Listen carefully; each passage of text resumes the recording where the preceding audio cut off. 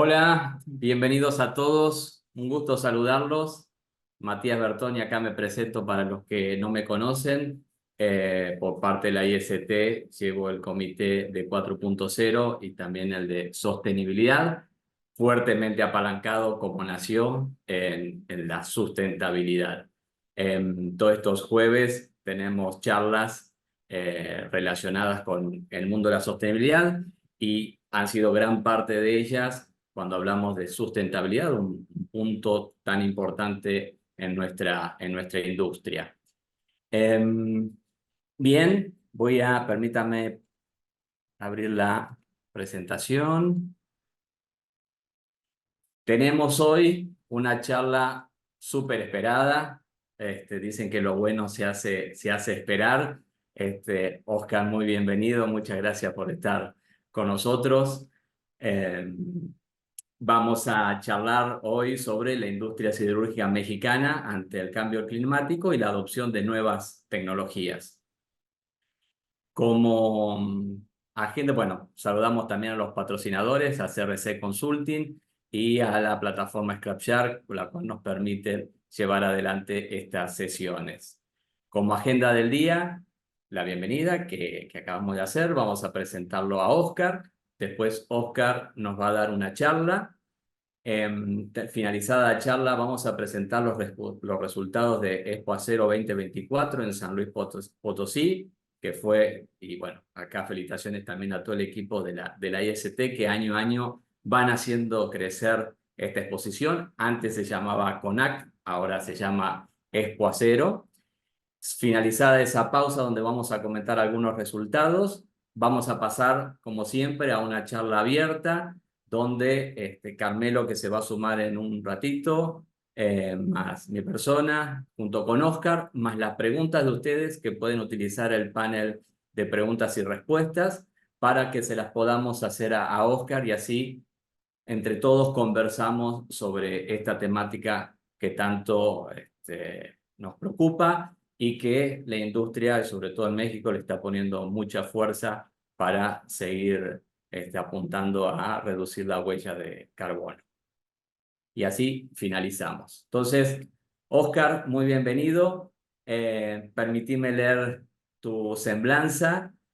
Hoy es Executive Committee en TIASA y vicepresidente de la IST Capítulo México. Próximamente va a ser nuestro presidente. Hoy en día es director general de operaciones en TIASA, tiene 10 años de experiencia en la industria del acero. Como recién dijimos, actual vicepresidente de la IST, es ingeniero mecánico de Carnegie Mellon University, tiene una maestría de ingeniería mecánica en la misma universidad y un MBA de la Universidad de Alabama. Hola Oscar, ¿cómo estás? ¿Qué tal? Buenas tardes. Muchas gracias por la invitación. Aquí estamos. Bienvenido, un gusto y voy a dejar de presentar porque no me quieren escuchar a mí, te quieren escuchar a ti. Muy bien, muchas gracias. Vamos. ¿Sí ven mi pantalla? Sí se ve, perfecto. Bueno, pues buenas tardes. Muchas gracias de nuevo por la invitación. Como saben, a mí me tocó hacer una presentación hace un año en IST, allá en Monterrey, de que, como decía Matías, pues es uno de los temas más populares en la industria, de los que más nos ocupa a todos. Y definitivamente como empresas mexicanas en el acero y dentro del contexto global y el contexto país, pues somos responsables de contribuir hacia estos cambios que hoy son claros y necesarios en el mejoramiento de las condiciones climáticas globales, ¿no? Voy a empezar con una plática breve de cómo estamos viendo el panorama. Ahora sí que desde los lentes de un productor de acero en México y cómo se ve desde una vista global, bajándolo hasta cómo estamos en México y cómo lo vemos las industrias. Bueno, aquí en este slide les muestro el resumen de lo que hoy representan las emisiones de gases de invernadero y cómo se hace la cadena hacia nuestro sector acerero. Muchos de ustedes ya conocen estos datos, la verdad es que voy a tratar de ser muy breve en temas de números, Solamente puntualizar que el sector del acero representa entre un 8 y un 9% de las emisiones globales, de acuerdo a la IEA, que es la agencia que nos da toda la data para los análisis y la toma de decisiones hacia los proyectos que nos conciernen en la industria. Bueno, aquí les muestro rápidamente cuáles son los escenarios de calentamiento global de acuerdo al Acuerdo de París, esta reunión famosa que se hizo en 2015, donde pues se emitieron 3 posibilidades de calentamiento a las que posiblemente va a llegar el mundo en diferentes años: 2030, la primera línea roja, 2050 y 2080. En los gráficos de PAI del lado izquierdo pueden ver el consumo que teníamos en 2021, que hoy en día es un poco más elevado, pero se parece bastante, y la disponibilidad de CO2 que nos queda en el mundo por año solamente para alcanzar estos calentamientos respectivos. En un escenario de crecimiento industrial y aceleración de las economías, como ha sido después del COVID, pues se proyecta que cualquiera de estos escenarios puede suceder y depende de las medidas que tomemos como industria y como países, como sociedad, para que estos escenarios no se den o se den más paulatinamente de lo que hoy se visualiza. Y aquí les muestro rápidamente un mapa. A mí me gusta mucho este mapa para visualizar las posturas que los diferentes países en el mundo han decidido tomar hacia el camino de cero emisiones. 137 de las naciones, como pueden ver ahí, tomaron ya posturas firmes, digamos, hacia 2030, 2050, 2070, pero aún hay países, y entre ellos está México, que ya vamos a platicar más adelante, que no se han pronunciado con una estrategia clara de escenario cero emisiones. Otro dato importante a mencionar aquí es que en el 2023 ya son más de 60 compañías productoras de acero que tomaron un escenario firme de net zero a diferentes años y con diferentes métodos. Y aunque suena muy difícil de lograr, sabemos que el hecho que hayan tomado estas posturas tan firmes nos dice que entre un 12 y un 40% van a ser las reducciones que se van a lograr de emisiones de CO2 en nuestra industria, y todo esto depende obviamente de qué tan rápido se puedan implementar estas estrategias. Bueno, bajando entonces a lo que son las diferentes tecnologías para producir acero. Aunque evidentemente, como todos ustedes saben, hay muchos procesos, sobre todo aguas abajo, que también son enfoque para las compañías en el tema de emisiones, como son los molinos de laminación, por ejemplo. Sin embargo, hoy el principal enfoque en el mundo del acero pues está en las fundiciones. Es donde emitimos más toneladas de CO2 por tonelada de acero producida, y es donde estamos volteando a ver el enfoque de alcance 1, alcance 2. ¿Qué significa esto? Alcance 1 son las emisiones que emitimos como productores de acero directamente, y alcance 2 son las emisiones que se suman a estas emisiones y son las que generan aquellos medios que generan la electricidad o los bienes que utilizamos para la fundición del acero, ¿no? Para los procesos de fusión. Y como pueden ver, aquí les muestro muy gráficamente cuáles son las 3 grandes rutas hoy en el mundo del acero para fundir acero. La primera, que ya la conocemos todos, es la del alto horno, es la más vieja. También está haciendo mejoras y tomando medidas para ir reduciendo sus emisiones, pero como pueden ver, emite 2.3 toneladas de CO2 por tonelada de acero. Está la ruta de los hornos de arco eléctrico con pura chatarra, es decir, la chatarra genera una economía circular, es la única materia prima que se utiliza para fundir el acero, y esta genera 0.67 toneladas de CO2 por tonelada de acero. Y por último está la ruta combinada. Hoy utiliza DRI convertido o producido con gas natural y con una combinación de mezcla de chatarra, y esta puede variar pues entre 0.7, digamos que es el mínimo si estás en 100% de chatarra, y el promedio que traemos de los últimos años de los productores que fabrican con esta metodología es de 1.6 toneladas de CO2 por tonelada de acero.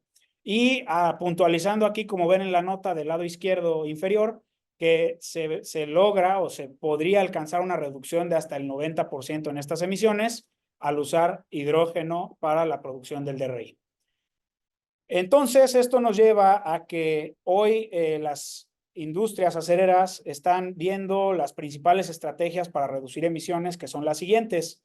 Ya lo mencioné, la conversión a los hornos de arco eléctrico, sobre todo en países donde tienen altos hornos en gran proporción y muy viejos.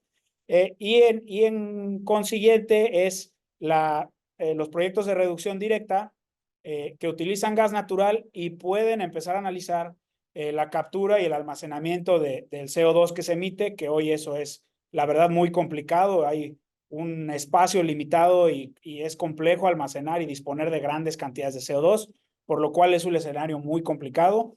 Y bueno, están los proyectos de reducción directa, que son los que estamos viendo anunciados muy frecuentemente, con gas natural y con previsiones para hacer una transición hacia hidrógeno verde, que, bueno, trae complicaciones importantes que más adelante voy a mencionar.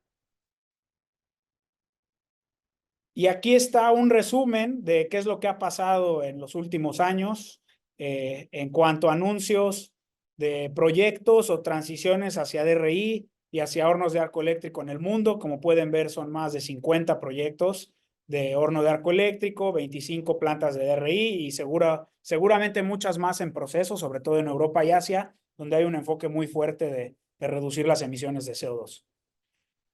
Estos son 4 ejemplos que ya los toqué en la presentación previamente, son para mí de los más relevantes en los últimos años, donde pueden ver compañías en Suecia, en Alemania, en Italia, con estrategias muy agresivas de reducción de CO2, que van de la mano, hay que decirlo, de muchos programas con los gobiernos de esos países y mucho impulso hacia el control de emisiones para incentivar a los empresarios y a la gente a poder hacer y ejecutar estos proyectos, ¿no? Y bueno, aquí les pongo un resumen muy breve de lo que decía previamente de la transición hacia el hidrógeno verde, que suena muy fácil, pero en la práctica va a ser bastante complicado. Muchos están asimilando esta transición a lo que sucedió con los autos eléctricos hace 10, 15 años, que Tesla entró agresivamente a desarrollar esta tecnología. Sin embargo, aquí el esfuerzo requerido es muy grande. Como pueden ver, el 70% aproximadamente de la producción del mundo hoy viene de altos hornos y podría pensarse en que esta producción se convierta a este método. Estamos hablando de 1.300 millones de toneladas, como pueden ver ahí, que requerirán una cantidad inmensa de hidrógeno. Se estima, de acuerdo ahí a las fuentes que les pongo, que aproximadamente 72 millones de toneladas de hidrógeno requerirán una capacidad instalada de 4.000 gigawatts. Y como referencia, en el 2023 existe hoy en el mundo una capacidad instalada de tan solo 500 gigawatts para todas las industrias. Es decir, necesitaríamos solamente 4.000 gigawatts dedicados para la industria del acero. Entonces, como pueden ver, también pretender convertirnos todos a hidrógeno verde es una ruta hoy muy complicada y muy cara. Sin embargo, creo que es correcto las posturas agresivas de los desarrolladores de tecnologías para empezar a innovar y empezar a desarrollar este tipo de procesos y que puedan el día de mañana implementarse con mayor facilidad. Y bueno, bajamos rápidamente a México. Esta es una línea de tiempo de dónde estamos hoy parados. Nos muestra la cronología que siguió las autoridades en México en relación a la Ley General del Cambio Climático. Lo más relevante aquí es decir que hoy difícilmente se han podido unificar criterios de medición con el resto del mundo, aunque ya se están haciendo esfuerzos importantes a través de las cámaras en México, de World Steel Association. No ha sido aún exitoso el hecho de tener una postura firme por parte de nuestro gobierno, sobre todo relacionado al net zero, ¿no? A las cero emisiones. En 2019 y 2020, de hecho ahí lo pueden ver, entramos a un periodo de prueba donde todos los productores de acero empezamos a ser medidos. Llevamos 3 años ya en este método o esta prueba de transición, donde se está monitoreando las emisiones que generamos cada empresa y donde se ha dicho que va a establecer una base hacia dónde vamos a estar parados como sector. Sin embargo, hoy no es claro cómo este modelo va a contemplar los futuros crecimientos que las empresas mexicanas vamos a buscar para crecer con nuestro mercado, para crecer nuestra capacidad y nuestra producción en el país, y para que el 100% del acero que se consume en México lo podamos producir en México. Así es que pues viene un trabajo importante con las autoridades para sensibilizarlos de este tema y sea claro que tienen que ir de la mano con los productores nacionales y entendiendo que buscamos las tecnologías más eficientes para seguir invirtiendo en el país. Los objetivos que sí se plasmaron, de acuerdo a estos acuerdos de país, fue un target del 22% de emisiones con respecto a la base, que ya les dije fue 2019-2020, y este 22% de reducción se debe dar para el 2030 y un 50% para el 2050. Sin embargo, como ya les decía previamente, pues no hay claridad de cómo se pretende alcanzar estas metas y pues es algo que tenemos que empujar para tener claro el camino. Ahora, a pesar de esto, y esto viene creo que la parte más importante de la plática desde mi punto de vista, es que la industria siderúrgica mexicana siempre ha sido punta de lanza en la implementación de tecnologías eficientes. Pueden ver ahí nuestro nivel de emisiones, que es mucho menor al del resto del mundo, y esto es por dos factores principales. Uno es que la industria mexicana es relativamente joven, comparadas con muchas del resto del mundo, y con la evolución de las tecnologías, la mayoría de las compañías en México optaron por utilizar hornos de arco eléctrico para sus inversiones y para la fabricación del acero. Esto automáticamente nos pone ahí en un promedio de intensidad de emisiones de CO2 por tonelada de acero, mucho menor al promedio mundial. Este slide les muestra cómo ha venido el comportamiento de México, que es el segundo productor de acero más grande en Latinoamérica, pero como pueden ver, casi un 85% de nuestra producción ya viene de hornos de arco eléctrico, a diferencia de otros grandes productores en Latinoamérica, como por ejemplo lo es Brasil, que es el más grande, pero produce el 75% en altos hornos y eso hace que pues, su nivel de emisiones sea mucho más alto que el de México. Este porcentaje tan alto de hornos de arco eléctrico en México debe dejar claro a clientes, productores, autoridades que México está ya en los mejores estándares de emisión de CO2. Tan solo el año pasado, en el top 30 de países productores de México, o del mundo, perdón, México ocupó el número 2 en porcentaje de hornos de arco eléctrico y estuvo en el top 5 en el nivel de intensidad de emisiones. Así es que México está muy bien parado. Aquí también les pongo rápidamente cómo nos comparamos contra algunos otros grandes áreas o grandes productores. Pueden ver ahí cómo está China, que tiene emisiones tan altas porque más del 80% de su producción viene de altos hornos. Pueden ver cómo está Latinoamérica, que no está mal, pero definitivamente no está tan bien como México por algunos factores que ya les mencioné, como lo es Brasil. Y bueno, la única manera de forzar la conversación y la competencia justa es que podamos alinear a autoridades e implementar esta regionalización o nearshoring del que tanto se ha hablado, donde México pues se ve como un integrante de Norteamérica y que pueda tomar posturas firmes contra el comercio desleal, pero también lo puede hacer contra países altamente contaminantes una vez que se identifique que hay un estándar, digamos, de primer nivel para el tema de contaminación o emisiones de CO2. Y por último, les voy a contar rapidísimo un poquito de la historia de TIASA en este tema. Aquí quiero hablarles un poco de las medidas que hemos tomado para ser referentes en la implementación de tecnologías de vanguardia y que además han sido primeras tecnologías en muchos casos. Hemos tomado riesgos importantes, siempre buscando la eficiencia en los procesos y apoyados sobre todo por nuestro activo más importante, que es nuestra gente. Aquí pueden ver lo que es el horno Quantum. Seguramente la mayoría de aquí ya lo conocen, pero para los que no, bueno, estos son algunos de los datos de nuestro horno más grande. Es un horno de 100 toneladas con el que fundimos el 70-80% de nuestro acero. Este horno es una inversión que se hizo hace ya más de 10 años y evidentemente el factor principal en aquel entonces no era la reducción de emisiones, Les mentiría si me sentara aquí diciéndoles que fue el factor principal, porque hace 10 años la verdad es que este tema pues apenas empezaba. Sin embargo, como ya lo dije, la búsqueda de la eficiencia y las mejores tecnologías nos llevaron a buscar este tipo de tecnología y de horno, y por consecuencia nos trajo resultados extraordinarios en temas que ven ahí como reducciones en consumo energético, en el alcance 2 sobre todo, que es la reducción de casi un 30% del consumo energético contra un horno convencional, reducciones de CO2 en aproximadamente un 25%, como pueden ver ahí, y en general un mejor aprovechamiento de los recursos que hoy tenemos. Aquí les muestro rápidamente un dashboard de los principales hitos que hemos logrado con este horno, del cual pues nos sentimos muy orgullosos, muy apasionados, y pueden ver resultados excepcionales como lo es el tap to tap para un horno de 100 toneladas, consumos por debajo de los 300 kilowatts hora por tonelada, solo por mencionarles los principales. Y pues esto nos ha dejado ahora muy tranquilos también cuando volteamos a ver cómo se comporta este tema de las emisiones y dónde estamos parados para los retos que vienen hacia adelante.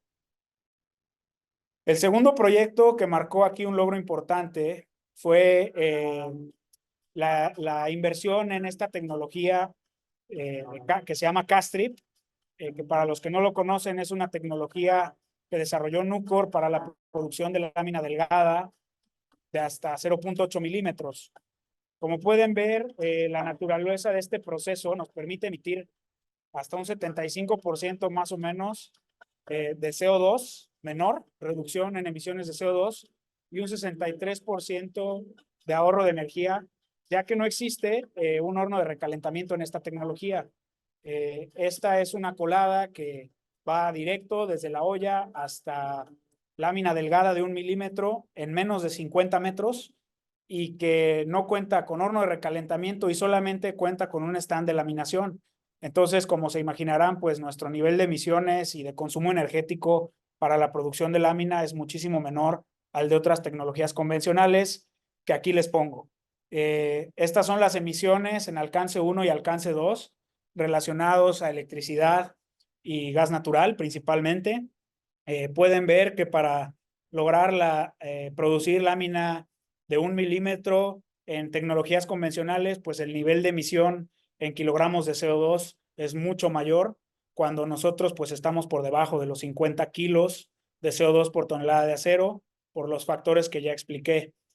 Pueden ver ahí ejemplos como la tecnología del planchón grueso, hasta incluso las más avanzadas, como son hoy los endless famosos, ¿no? El ESP o el CSP de los diferentes fabricantes, QSP, que bueno, pues definitivamente han hecho avances, pero de esta parte, pues sí, también nos sentimos bastante orgullosos en poder decir que esta inversión y esta tecnología a la que le apostamos hoy nos permite estar en el mejor lugar en cuanto a emisiones se refiere, en cuanto a consumo energético se refiere también. Bueno, para ir concluyendo y también dejar un poquito de espacio a las pláticas, los dejo aquí con algunos puntos para meditar, puntos que tenemos que seguir trabajando como industria. Definitivamente el desarrollo para eficientar el uso de los recursos creo que va a ser pues de las cosas más importantes. Y aquí hago alusión a que como productores de acero necesitamos ponernos un poquito la gorra del proveedor y trabajar de la mano con ellos en el desarrollo de estas tecnologías. Tenemos que estar dispuestos a que empresas productoras participen en este desarrollo y poder avanzar más rápido en esta curva de conversión para generar más eficiencias y menos emisiones. Necesitamos definitivamente impulsar la investigación y el uso también a nivel mundial de hornos de arco eléctrico, de inversiones en DRI, y sin duda, primeramente el gas natural va a ser el combustible de transición. Hoy no podemos pensar, como ya les decía, en implementar todos hidrógeno verde. Sin embargo, tenemos que hacer esta transición, las compañías, sobre todo que están en tecnologías de altos hornos, y obviamente con los incentivos acordes para hacerlo, porque de otra manera va a ser muy difícil que alcancemos las metas que se están planteando ahí de reducción de emisiones. Y por último, es necesario invertir en programas de energías renovables como método de compensación de estas emisiones. Hoy ya lo han visto, muchas empresas en México han anunciado estas inversiones en solar, en aire, en agua, y hoy se ve muy lejano que solamente con reducción podamos alcanzar el escenario de emisiones cero. Sin embargo, bueno, la metodología que se ha implementado a nivel mundial de poder compensar tus emisiones con inversiones en energías renovables o energías verdes, pues es una manera en la que podemos lograr ese famoso net zero, ¿no? Entonces, bueno, pues con esto concluyo. Les agradezco mucho la atención. Espero que haya sido muy breve, muy conciso y bueno, la información les sea útil a todos. Muchas gracias y bueno, quedo a sus órdenes para cualquier duda o cualquier plática futura derivado de esto. Gracias. Muchísimas gracias, Oscar. Súper interesante. Felicitaciones por todo lo que hicieron. Como comentabas, por ahí no nació un proyecto pensando en este tema, pero se alineó muy bien, ¿no? Mientras comienzan a hacernos preguntas por el panel de preguntas y respuestas, Sí, permítanme presentarles los resultados de Expo Acero 2024, que lo hicimos hace muy poquitito, el mes pasado, en San Luis Potosí. Voy a mover acá esta barra. Del 11 al 13 de marzo fue. Muy probablemente muchos de los que están hoy con nosotros estuvieron ahí. Y como comentaba al principio y felicitaba al equipo de la IST, cómo año a año van haciendo crecer la exposición. Bueno, comparándolo contra el 2023, bueno, se creció el número de stand, se creció el número de empresas que participaron colocando sus stands y también se creció también en los metros cuadrados. Cada vez se hace mucho más interesante y, como saben, al estar toda la comunidad dentro de un mismo espacio, se genera, digamos, un networking y potenciales negocios de muy altísimo valor. También a nivel de visitantes se creció en un 16%, ¿no? Donde tuvimos en total 3.015 asistentes, ¿no? Entre los visitantes, conferencistas y stands o personas que estuvieron en cada uno de los stands. Así que ahora, como tuvimos tan buenos resultados, esperamos igual o mejores para el año que viene, que se hace en Sintermec, como muchos de ustedes sabrán. Cada 2 años se hace acá en Monterrey y al año siguiente se sale a los alrededores o fuera del estado de Nuevo León para empezar a generar también estas relaciones, sobre todo con las cadenas de valor hacia, hacia después de la producción, porque acá en Monterrey lo fuerte ha sido la producción, pero se ha visto, digamos, que en el centro del país, bueno, muchísimas empresas consumidoras también del acero estaban necesitadas de empezar a tener también esta exposición junto con ellos. Así que 2025, del 24 al 26 de marzo en Sintermex, ya hay preventa de los stands. Bueno, ahora Elizabeth por ahí me corrige, ya se inició a partir de ayer o hoy la venta del resto de los stands, pero durante la exposición ya los mismos expositores querían empezar a seleccionar sus espacios para el año que viene. Así que bueno, acá hay un QR donde les dejo unos segunditos para que puedan utilizar su celular, o si no, en la página de la IST ya pueden acercarse. Y dos cosas: ir seleccionando los stands, pero muchos de los que nos escuchan hoy también pueden tener conferencias, ¿no? Relacionadas con mantenimiento, seguridad, laminación, acería 4.0, sustentabilidad, etcétera, que permitan exponer, digamos, lo que están haciendo, las mejores prácticas a la comunidad. En Expo Acero 2024 hubieron 80 conferencistas y el número de conferencias ahora no me lo acuerdo, pero fueron varias más porque algunos conferencistas tenían uno más charlas. Así que los invitamos a que ya comiencen a desarrollar sus abstracts, ¿no? Para subirlos y que los podamos empezar a evaluar para contar con ustedes en la próxima Expo Acero 2025. Bien, voy a dar pausita acá y vamos a comenzar a charlar un poquitito, Oscar. Veo que dentro de lo que presentabas, y que México está muy bien y aún así podemos seguir haciendo más. La comunidad del acero es una comunidad que yo veo que se comparte mucha información y está bastante unida para seguir mejorando, ¿no?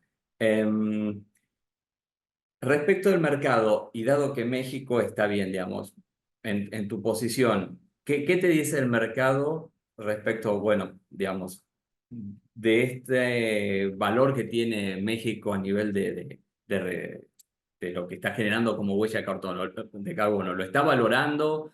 ¿Hay alguna diferenciación respecto de otros? ¿Nos buscan un poco más por ser así? ¿O por ahora el mercado todavía, dado que hay una demanda, qué está haciendo? ¿Qué dice de México? Sí, yo te diría que algunos clientes lo empiezan a buscar o a exigir, déjame decirlo, sobre todo más en las ramas industriales y automotrices.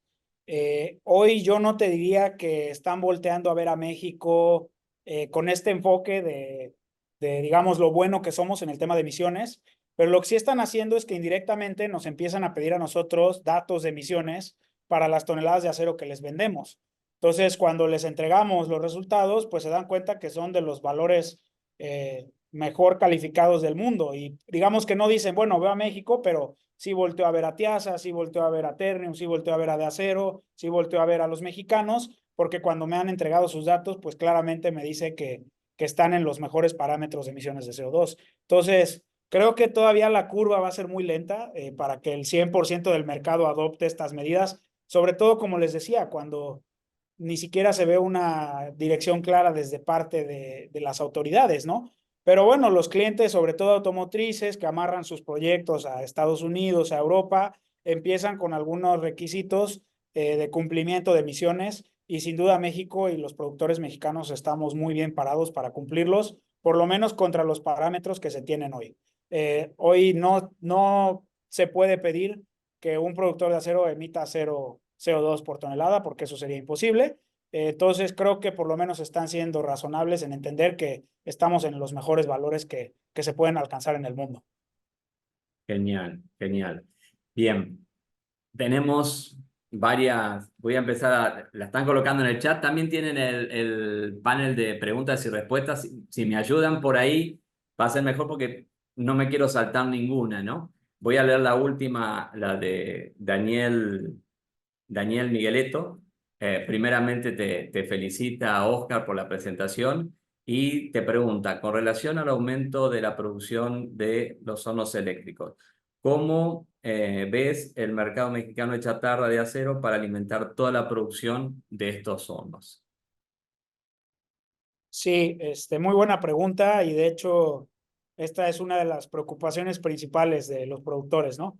¿Qué va a pasar con la chatarra cuando todos queramos producir con chatarra? Eh, Relacionado a México, hoy ya somos deficitarios. Aproximadamente un 30 a 40% de la producción de México se produce con chatarra importada. Nosotros andamos más o menos en esos parámetros. Entonces ya hoy tenemos que voltear a Estados Unidos y a Europa para comprar chatarra y tener la suficiente chatarra para producir el acero que es requerido. Hoy ya México, digamos, salvo dos productores, casi todos, como les dije, somos productores con hornos de arco eléctrico, entonces ya estamos parados ahí. Definitivamente hay una preocupación de que cuando los americanos o los sudamericanos se empiecen a convertir más a hornos de arco eléctrico, pues haya menos chatarra disponible en México. Ya lo vieron hace un par de años con una compañía americana que hizo una inversión en un patio o en una compañía de manejo de chatarra en México. Entonces, definitivamente es algo a lo que estamos volteando a ver todos y que va a ocuparnos bastante en los siguientes años. Excelente. Bienvenido, Carmelo. Te sumaste. ¿Cómo Gracias. estás? Aquí ando ya. Una disculpa, gracias. Bien. Eh, Acá, Oscar, a ver si es que la sabés, nos preguntan por el panel de preguntas y respuestas. Nos dice, México, ¿qué lugar ocupa en la producción de gas natural? ¿Sabrás? Una pregunta. Sé que estamos en el top 5 del mundo, eh, y aprovecho para recalcar que ahí también estamos, eh, digamos, relativamente tranquilos en el sentido en el que estamos pegados al productor número uno, que es Estados Unidos, y mucho del gas que hoy se consume en México viene de allá. Sin embargo, aprovecho para decir que creo que ahí está un punto clave para las autoridades de volver a regresar a la exploración y a la extracción de gas natural nacional que podamos utilizar para nuestro consumo. No tengo los números a la mano, sé que estamos en el top 5, y sé que hay mucha mayor oportunidad, hay mucho gas natural en México que hay que sacar y utilizar en vez de seguir comprando en Estados Unidos. Gracias. Después, también tocando otros temas, Santana Loera nos pregunta, ¿qué estrategias recomiendas en relación al recurso hídrico? Me río porque ese es de aquí de Tiasa, entonces pues Ah, le contestaré después. Pero bueno, es buena pregunta. La verdad es que como todos lo han visto, el agua se ha vuelto crítica aquí en México los últimos 3 años, sobre todo. Estas sequías que hemos tenido, sobre todo en el norte del país, han sido bastante severas y han preocupado bastante a los productores, aunque bueno, la mayoría estamos cubiertos con nuestras concesiones, con nuestros consumos de agua de acuerdo a cómo están otorgados.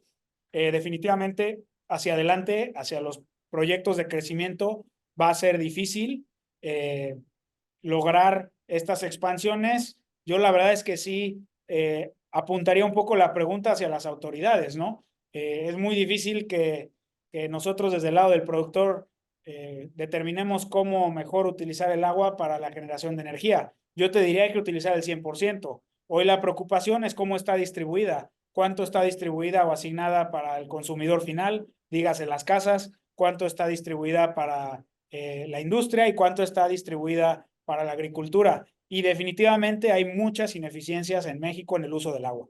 Entonces, tenemos que voltear a presionar un poquito a través de las autoridades a que haya una correcta asignación del agua y que haya tecnologías de implementación de eficiencias por parte de los industriales, que no digo que no hay que voltearlo a ver, pero sobre todo en el sector de agricultura, ¿no? bien. Y en TIASA, digamos, pregunta general, digamos, a nivel de reutilización del agua para temas de refrigeración, Sí. cómo vienen, cómo han sido las inversiones? ¿Han hecho algún... Sí, nosotros reutilizamos el 100% del agua, igual que todas las plantas de México, ¿eh? O sea, digo, no sé el resto del mundo, pero en México todas trabajamos así. Todas tomamos el agua de nuestra concesión, tenemos pérdidas por evaporación, naturales o normales del proceso, se busca eficientar ese uso del agua, por ejemplo, en control del enfriamiento, en la aplicación, por ejemplo, hablaba del Castrip hace rato, ¿no? El Castrip consume una cantidad importante de agua en el enfriamiento del acero tan brusco, digamos, y hemos mejorado sustancialmente en un 40% más o menos el uso del agua para ese proceso. Entonces, estamos buscando cómo utilizar menos agua y esa agua que sí utilizamos la enfriamos, la tratamos y la volvemos a utilizar. Y lo único que tomamos nuevo, pues es lo que tenemos por pérdidas por evaporación, ¿no? Genial, genial. Mientras sigo por acá, hay muchas felicitaciones. Gracias, sí. Carmelo, también tienes micrófono abierto. Julián Márquez dice, Tiasa ya tiene equipos para la producción de hidrógeno verde. lo tienen su plan de modernización. No sé si es pregunta o no, porque no tienen sino pregunta. ¿Han Creo que es contemplado la pregunta. reducción de emisiones al hacer blending de hidrógeno con gas natural? Me imagino que son preguntas, ¿no? O Sí, yo creo que es alguien que pregunta está afirmando. y te diría que no, hoy no tenemos producción de hidrógeno verde, no utilizamos hidrógeno aún en nuestro proceso de fundición, de hecho nosotros no tenemos planta de reducción directa, que es donde lo utilizarías para producir DRI, y bueno, si algún día entramos a ese proyecto, pues habrá que voltear a ver estas tecnologías que se están desarrollando y tal vez para ese entonces, bueno, este uso de hidrógeno o esta producción de hidrógeno verde ya sea más fácil, ¿no? Bien. Estoy buscando símbolos de pregunta porque Sí, para enfocar la charla, después las felicitaciones te las compartimos después. gracias, sí. Acá dice Carlos Montelongo, ¿cómo cumple TIASA con el CBAM? Bueno, como les mencioné en los datos, solo les puse ahí los datos del horno, del Quantum, pero en general estamos cumpliendo, digamos, cuando te mides contra el estándar de fabricación con base chatarra, que ahí les mencioné punto 67, nosotros estamos por debajo de ese estándar gracias a este horno y tenemos un horno convencional que ese sí genera un poco más de emisiones, pero en el promedio estamos abajo de ese punto 7 toneladas de CO2 por tonelada de acero, que digamos es el target que hoy buscan todos los productores de acero. Excelente. Acá Rafael Castillo tiene también la misma pregunta que yo tenía pensada para ti mientras ibas haciendo la presentación. Primero Sí, te felicita y dice, ¿cómo podríamos participar los proveedores con esta transición hacia planes de reducción de emisiones? sí, bueno, ahí lo mencioné en una de mis conclusiones, ¿no? O sea, creo que sí, de la mano de nosotros, la tarea de ustedes es ofrecernos tecnologías que también del lado de ustedes emitan menos CO2. Llámese alcance 2, alcance 1. Oye, puedo generar ciertas eficiencias y no utilizar tanto gas, tanto oxígeno, tanta energía eléctrica en la fabricación de esta refacción que te puedo entregar y poco a poco, eso es lo que un poquito va atado a la pregunta que decías de los clientes nuestros, pues poco a poco van a ir forzando a que en toda la cadena de suministro esta reducción de emisiones se vaya viendo, ¿no? Hoy no hay parámetros tan claros, por ejemplo, para hacer un valero, ¿no? ¿Cuáles son las emisiones de CO2 por valero o por kilo de valero? Pero bueno, tal vez hacia allá va a ir la evolución de empezar a medir a nuestros proveedores en cuánto CO2, cuánta energía consumen en sus procesos. Entonces yo diría, pues lo mejor que pueden hacer es continuar buscando las eficiencias en cada uno de sus procesos productivos. Y imagino que también te serviría si nosotros como proveedores empezamos a hacer la medición e informarte en cada uno de nuestros servicios y productos cuánta huella estamos generando. Por supuesto. Sí, Okay. muy buen punto, así es. Y este es un tema, digamos, de lo que lleva Carmelo también, si la compensamos, también lo observás, digamos, que fuese de valor Sí, para los... te acuerdas que lo mencioné también en las conclusiones, ¿no?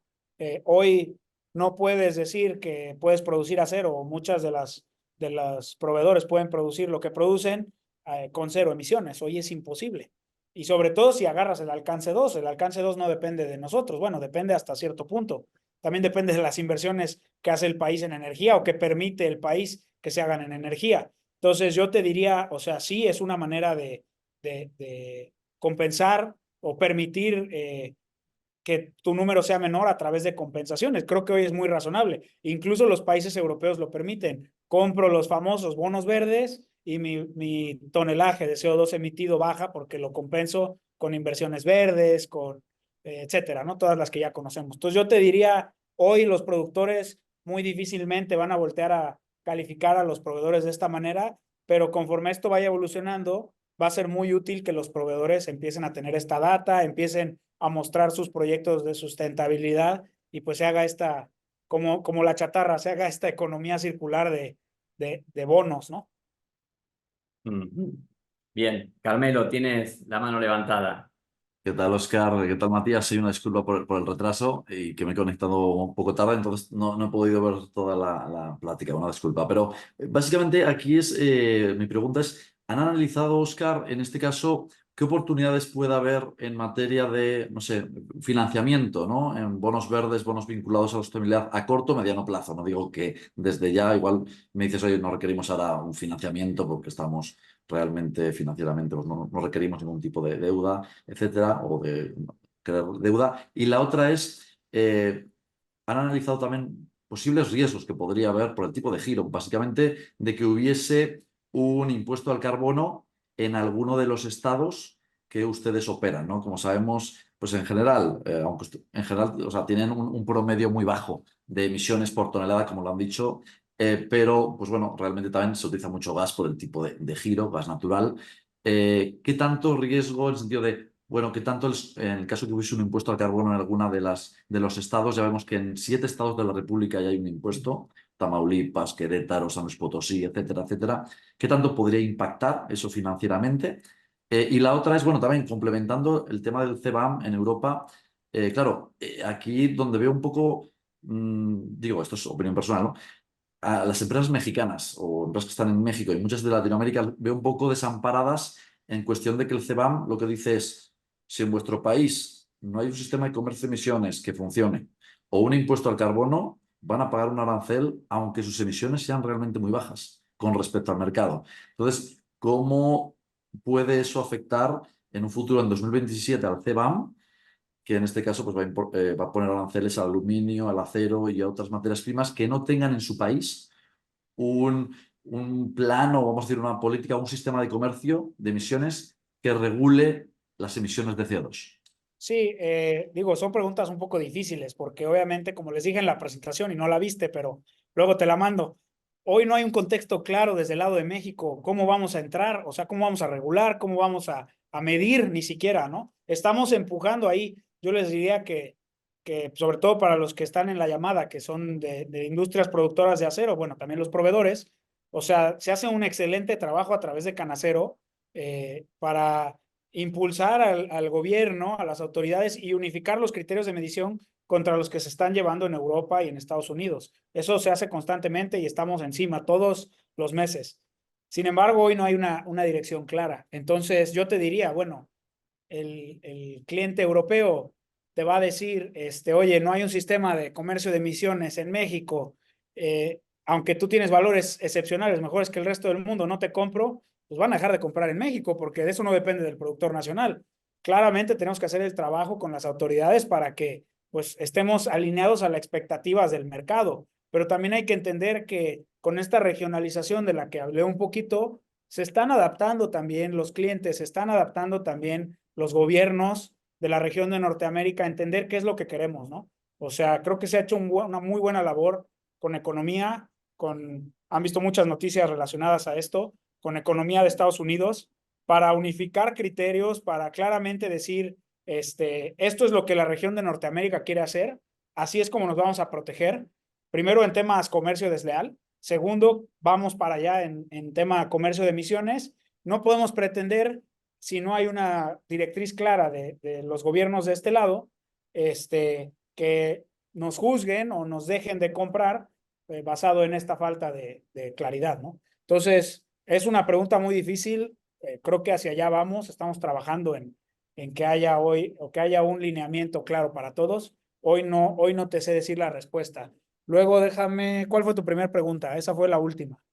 Es la del impuesto al carbono, básicamente, el CBAM y el impuesto al carbono. ¿Qué tanto podría afectar en los estados que ustedes están Sí. si La de hubiera... los estados. Mira, Sí. ya lo hemos observado. De hecho, se han discutido estos casos en las cámaras. Yo tenía entendido que eran 8, pero bueno, puede ser que sean 7 los estados. El último fue San Luis, donde hay grandes productores de acero también. Lo que te puedo decir es que hoy esos casos se están peleando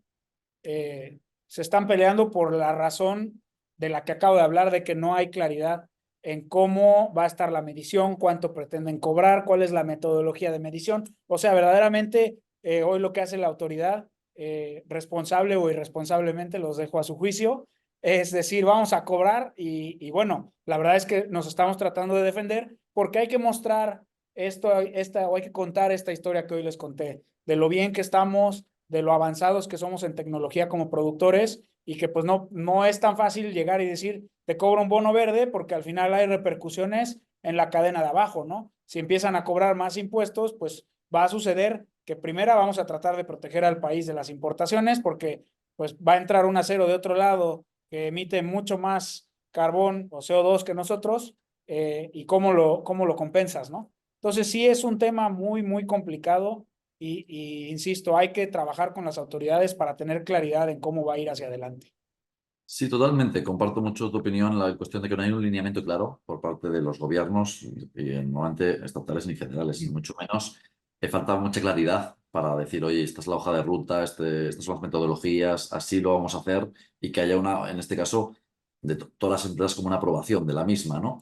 Y por otro lado, también como bueno, esto es como un anuncio, entre comillas, para todos los asistentes.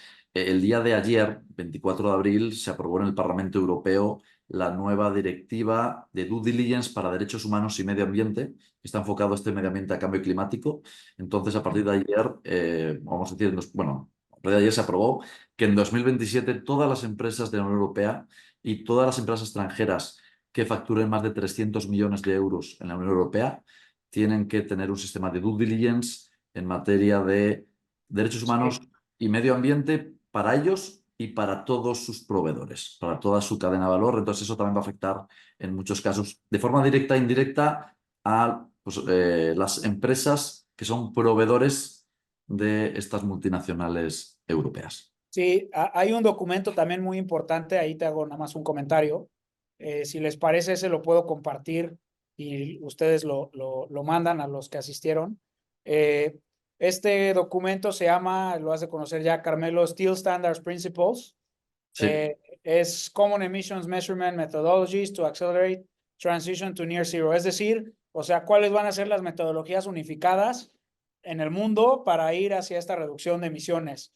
Y aquí es importante decir que tanto Alacero como Canacero ya se sumaron a la emisión de este documento, donde, pues como quien dice, le estamos dando la instrucción a esta autoridad, mucho es coordinado a través de World Steel, de decir, reconocemos que somos el 8% de las emisiones de gases de efecto invernadero, reconocemos que hay que reducir en hasta un 90% el papel que juegan estas emisiones y vamos a establecer la metodología para cómo vamos a medir esto en el mundo, ¿no? Creo que se están haciendo avances importantes de la mano de esto que acabas de anunciar. Este artículo se los mando, creo que es interesante que lo vean todos y nos da un poquito más de contexto también. excelente. Muchas gracias, Oscar. Oscar, voy a sumar las preguntas de José Zavala y Alejandro Vargas, están en el mismo sentido, que pregunta cuáles son los futuros pasos de TIASA para seguir estando a la vanguardia en emisiones. Bueno, estamos analizando eficiencias en todos los proyectos que hacemos. Vieron por ahí el anuncio hace unos meses de nuestro nuevo laminador de barras de acero especial, que entra en operación el año que entra. Lo agarro como ejemplo para decir que también en estos procesos estamos buscando las tecnologías con mayor eficiencia en uso de recursos. La verdad es que se ha hecho mucho avance por parte de los proveedores, los desarrolladores de estas tecnologías, para utilizar automación e inteligencia ya artificial. Ahorita es la palabrita de moda, pero ya tenemos ejemplos claros donde se están haciendo modelos de iteración, por ejemplo, para el mejor consumo de gas natural en los hornos de recalentamiento, ¿no? Que no lo puedes evitar en un laminador, o bueno, lo puedes evitar en ciertas condiciones, pero en estos laminadores de aceros especiales, muy complicado por la variedad de productos. Pero bueno, buscamos, cuando se hizo la selección del proveedor, buscamos las tecnologías con mayor eficiencia y mayor reducción en la utilización de los recursos, déjame decirlo así. Entonces, no hay así como un punto claro de que no tenemos un alto horno que haya que cambiar, por ejemplo. Tenemos 2 hornos de arco eléctrico, entonces no hay un punto así claro de reducción de emisiones, pero como les dije, en todos los proyectos estamos evaluando cuáles son las mejores tecnologías para también ya para tema de emisiones. Bien. Algo que se me ocurre, digamos, debido, digamos, como se hace en el tema de antidumping y poner aranceles, etcétera. ¿Crees que en algún momento, debido a, digamos, a la escasez de chatarra, podría haber algunas leyes regulatorias para tratar, digamos, que la chatarra que se genere en México o en cada país evite ser exportada para que los propios productores tengan chatarra? ¿O crees que eso estaría muy lejos? Mira, esto tenía algo preparado de esto porque me imaginé que venía una pregunta de la chatarra más detallada. Creo, a ver, déjame compartir esta gráfica. Creo que esta gráfica es muy ilustrativa. Eh, Esta viene de World Steel, ¿sí? Y ahí pueden ver la proyección de disponibilidad de chatarra. O sea, definitivamente depende de qué tan rápido China, la India y otros grandes países productores, pero sobre todo esos dos, se conviertan a uso de chatarra, a hornos de arco eléctrico. Pero también aquí pueden ver que la expectativa de generación de chatarra obviamente va a subir, ¿no? Conforme va evolucionando las economías de los diferentes países. Aquí esta gráfica me gusta mucho porque ilustra que no va a estar tan crítico o por lo menos no tan rápidamente la disponibilidad de chatarra en el mundo. Definitivamente va a ser un problema, ¿no? La producción es más grande que 900 millones de toneladas de chatarra. Pero creo que hay una posibilidad, sí, de que esto suceda, que comentas, que los países empiecen a bloquear la exportación de su chatarra. De hecho, China ya lo hizo, ya lo abrió, ya lo volvió a discutir, y definitivamente puede pasar. Creo que no va a ser tan rápido como algunos tal vez esperaban que sucediera, porque también la conversión no va a ser tan rápida como quisiéramos, ¿no? Ok, bien, bien. Una pregunta casi, nos queda poquito tiempo, ya son las 6 de la tarde, hacemos una o dos preguntas más. Sí, La de Servando justo dice, es muy interesante, dice, si estuviera, bueno, primero también te felicita, ¿no? Dice, si dependiera de ti, gracias. ¿cuál sería tu propuesta para un plan de reducción de gases de efecto invernadero en México o en el mundo? Un poquito creo que ya lo estuviste tocando durante la presentación y después en la charla, ¿no? Sí, o sea, definitivamente la ruta más rápida es convertir a todos a hornos de arco eléctrico. También no se puede decir, o sea, yo sería muy, eh, no sé cuál es la palabra, pero es muy difícil decir, mañana conviértanse todos, ¿no? Las inversiones para hacer eso son brutales, o sea, plantas de 4, 5, 6, 8 millones de toneladas en China, por ejemplo, que no puedes pretender que se conviertan de la noche a la mañana. Yo creo que la ruta es, de la mano de los gobiernos, generar los incentivos, como lo hizo Alemania. Alemania creo que es de los mejores ejemplos. Alemania le dio incentivos a ThyssenKrupp, a muchas compañías en Alemania, para decir, señores, para el año 2025, para el año 2030, me vas a ir bajando, me vas a ir cerrando esos altos hornos y haciendo inversiones de horno de arco eléctrico. Yo te voy a dar un incentivo para que lo hagas porque pues tienes plantas perfectamente productivas que es muy difícil que les diga ciérrala y opera una nueva en 3 años, ¿no? ¿Y quién invierte todo ese dinero? Entonces, creo que se deben de generar los incentivos correctos para forzar, si quieres usar esa palabra, a los productores a que se conviertan a estas tecnologías, pero también es muy difícil si los dejas solos. Entonces, no pueden dejar a los gobiernos y las economías no pueden dejar a los productores, y lo mismo es para otras industrias, acero, cemento, no pueden dejar solos y pretender que de la noche a la mañana todos se conviertan, porque entonces dejamos de producir acero y a ver con qué fabricamos carreteras, casas, puertas, vaya, todo en lo que se usa el acero que ya conocemos, edificios, etcétera, ¿no? Entonces, definitivamente no es de la noche a la mañana, es paulatino, con visión clara desde una estrategia de gobierno, ¿no? Bien, excelente.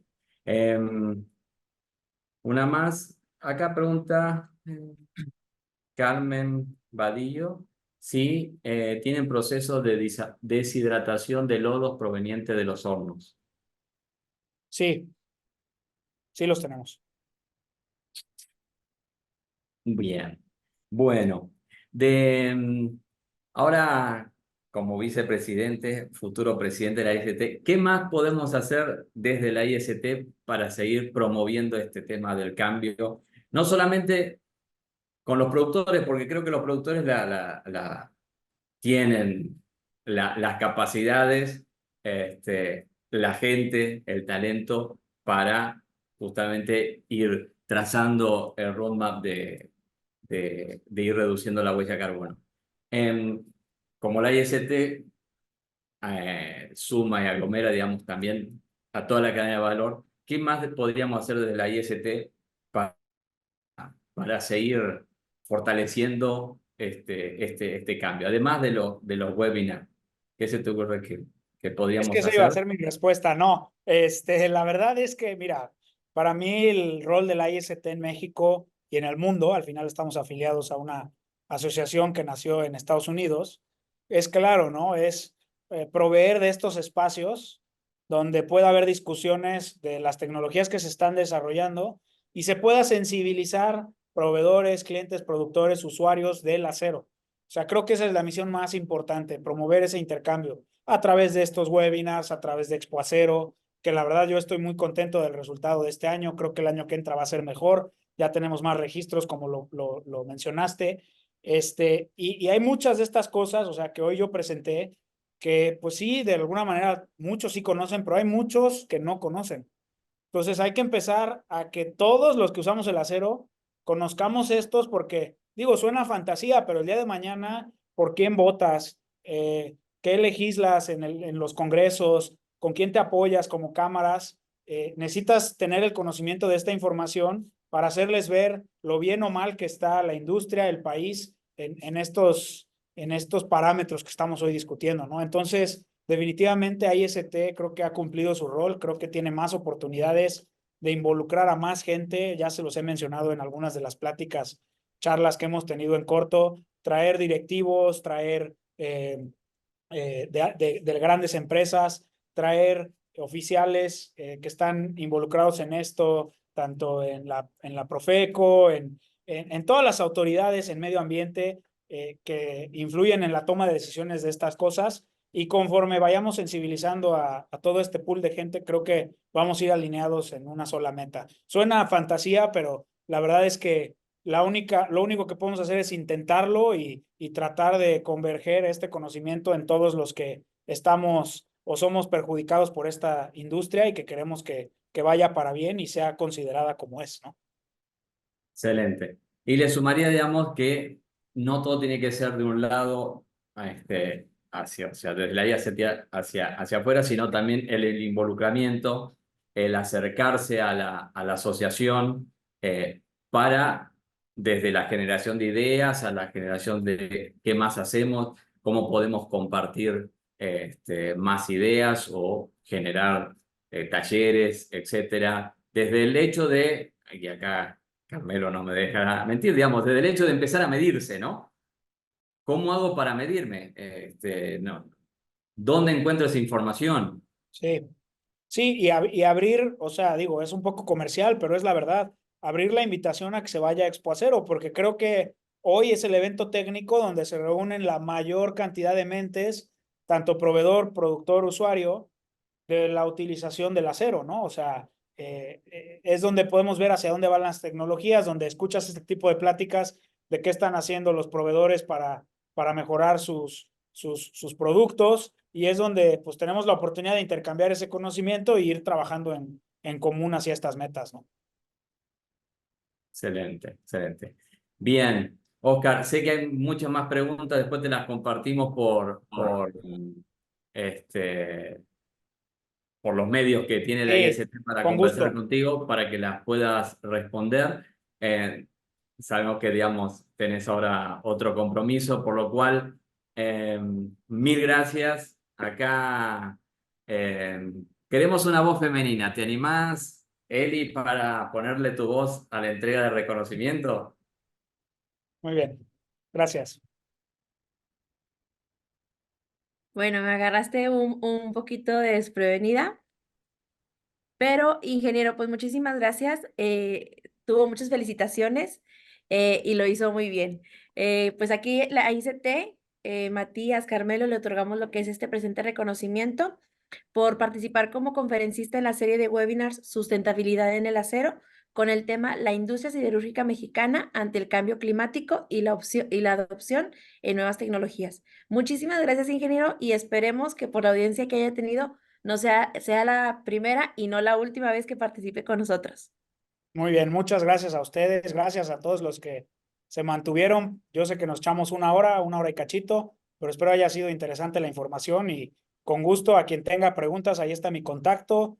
Y bueno, la invitación siempre está abierta para venir aquí a la planta y con gusto aquí los recibimos y seguimos estas pláticas y este trabajo en equipo. Gracias. Muchísimas gracias a ustedes. Gracias, Oscar. Gracias, Eli.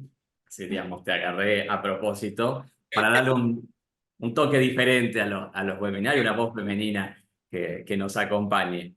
Bien, para cerrar entonces, muchísimas gracias a todos. No sé si en la presentación me quedaba algo más. No, es simplemente agradecerle nuevamente a los patrocinadores, a CRC Consulting, a Scrapyard, nuevamente, y el mes que viene está planificado, digamos, que la empresa Crew, una analista del mundo no, de varias industrias, pero en especial, digamos, ha estado conversando con nosotros para traernos cómo está este mundo, digamos, y cómo se está moviendo el tema, digamos, de la chatarra, las emisiones, justamente, se ha analizado desde su óptica y desde sus encuestas. Así que, Oscar, y a todos los invitados que estuvieron acá con nosotros, el webinar se va a subir en las próximas semanas, así que mil gracias y Oscar, nuevamente. Gracias a Muy todos. agradecido. Saludos. Saludos. Gracias, hasta luego.